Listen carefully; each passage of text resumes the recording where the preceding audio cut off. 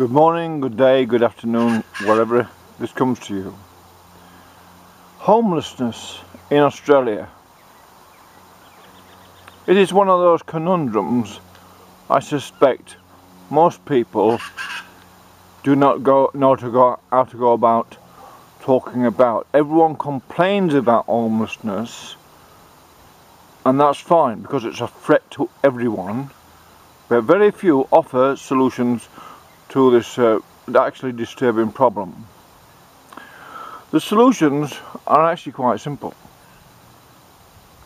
although they may at first appear complex. It's in the moral values in society at its very top that causes homelessness at the very bottom, amongst the immoral in the bottom. Now, if those at the top had any real morality guiding their economic theories and philosophies they run their politics through, then they would cater to people's needs first and accumulate that, a capacity of that accumulates the needs of society, housing, electricity, education and health, so that it's affordable to all people. This doesn't mean that some people can't get really wealthy and there won't be people who don't make it at all in search for money. But it does allow, by looking at society as it is, rather than trying to have it as an ideal like the politicians on the left, on the right hand, everyone must be this hard-working sycophant sitting in traffic jams for all their life. Well, maybe that's their version of life, and that's disturbing humanity having to come to terms with the growing population that's going to be crowded more and more in cities, and humans will adapt to anything. They will adapt to the life they're born into. But when it comes to a place like Australia, although some homelessness can't be avoided, there's always been tramps, there's always been those who've become alcoholics and now it's drug addicts. They're not really suitable people to be in a house if they can't keep the house tidy and pay for the bills and stuff in it. So basically, or live with it, share the house with another person within a reasonable manner. So a lot of homelessness is caused by behaviour itself. You have to say, well, you have to decide who to have the greatest empathy for, those who are willing to have a go, or those who are only willing to waste their life on alcohol and drugs. And you have to say, well, that's their choice. That is their free choice to waste their life on alcohol and drugs. That is their choice. No government or authority should be prescribing behaviour for anyone, other than it's maybe in a contract system where you can have this house, this is the contract, not just a bond, but some legally binding contract, where if you damage the house, you don't just lose your bond, you take it to court, a housing court, and that's why you damaged that house. And then you have to make amends for it before you receive any more income. You have to sort of make amends for the damage you've done to the house. You can't expect society to keep you unless you're prepared to play your part in the bargain, because it's a bargain. We live rather well in these countries called the West because of the hard work people have done for hundreds of years before us, was accumulated the wealth. The left are educating and indoctrinating their young people that all the effort and whatever happened in the last few years which created the wealth we have today is somehow reprehensible. The causes of it were all about male ego and anything like that, which is nothing to do with anything other than they don't understand the actuality is that's how it was, this is how it is. You can't change any of that. You can actually look into the future and enact ideas now and philosophies now that then change your future, that guides, if you like, into the future. The approach, and also I, after considering it for an awful long time, if we all understand contract law, each individual at school were made to learn contract law. Not only would be an education for them, it's something that's really worth reading because it's a very practical manual, if you like, on how to conduct yourself when dealing with anyone. Because it's not about being a slave to corporation through contract. It's about obligation between the corporation and the individual. There's an obligation there. And I think in this obligation between the corporate and the individual, there ought to be some common understanding in a nation that protects the individual and benefits the corporation. But there should be some mechanism there that protects individuals from corporations. You can't stop change, but how do you deal with it so it slides? Because you know certain things are going to happen. You invest for the things that are most productive. You cut back on those things that are going to be least productive. You don't try to, say, change a climate from Australia when you have thousands of people, hundreds of thousands of people homeless, and you may say, hang on, maybe we can combine the two ideas into one. What is environmentalism, and is this not a labour force, or some of it, to begin looking at adapting Australia's rural towns into a drier sort of climate overall by certain mechanical means. So it all depends on how you see the humans on the street.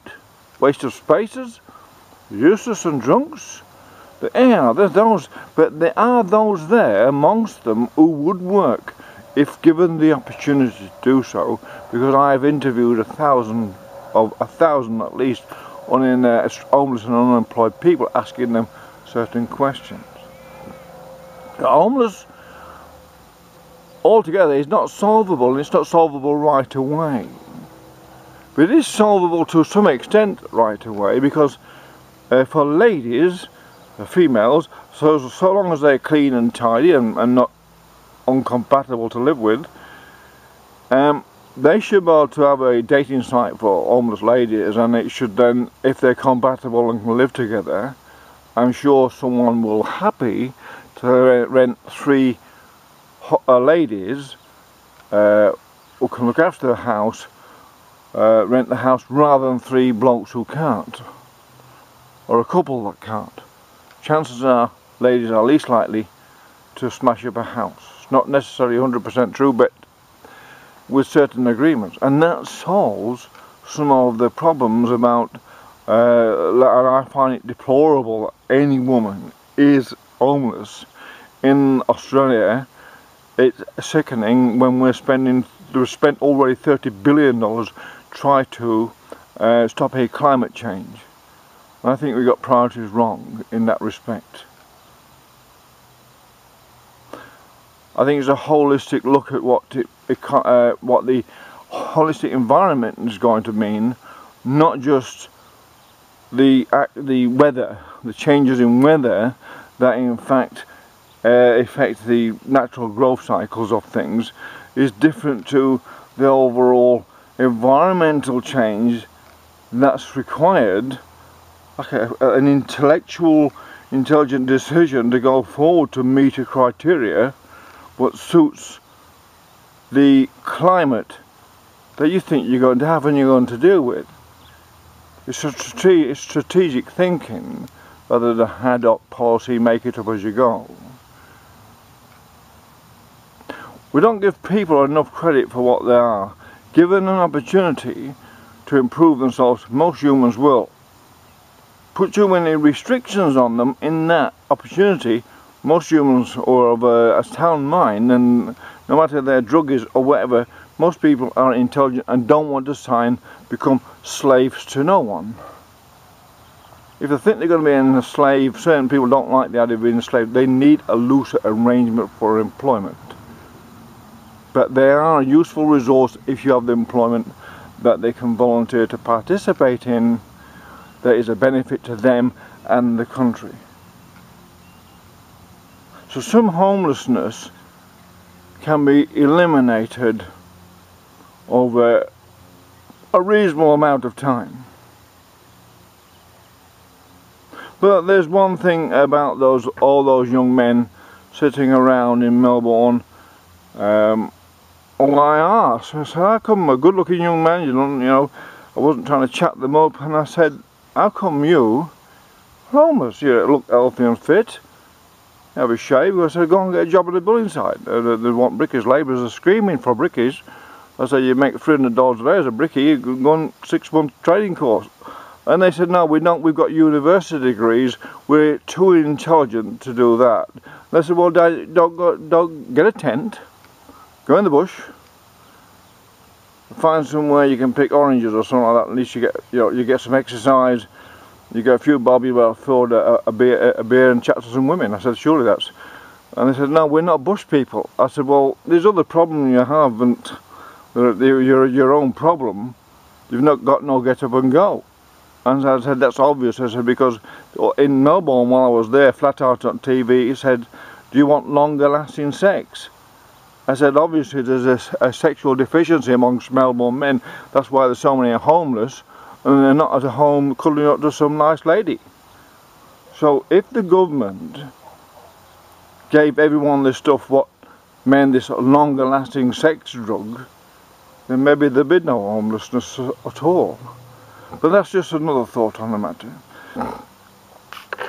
My name's, it doesn't really matter, Anon for this one.